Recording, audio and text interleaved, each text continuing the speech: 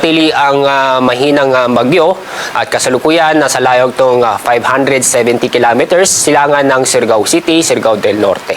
Ang bagyong Kaloy ay nanatiling may lakas na hangin na umabot pa rin sa 45 kilometers per hour.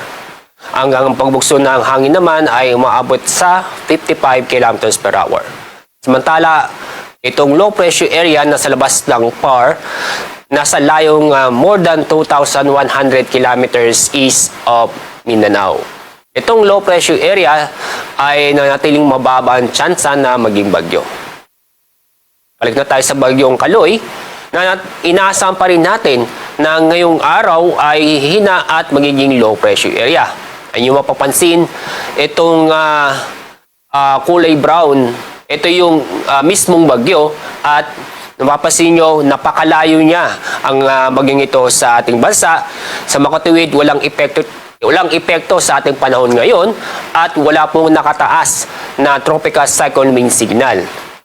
At yung papansin na ang mga may tayo na monitor na isolated na pag-ulan dulot ng thunderstorm sa bandang Zamboanga Peninsula.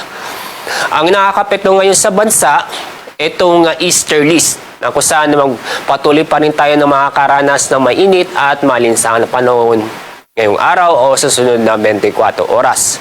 Pero itong trough ng bagyo o yung extension area ng bagyo ay inaasahan na makakapekto. Maaari pong mabandang hapon o sa gabi dito sa Eastern Samar at Dinagat Island. Itong mga lugar nito ay makakaranas ng maulap na kalangitan na may mga kalat-kalat na pag-ulan at thunderstorm.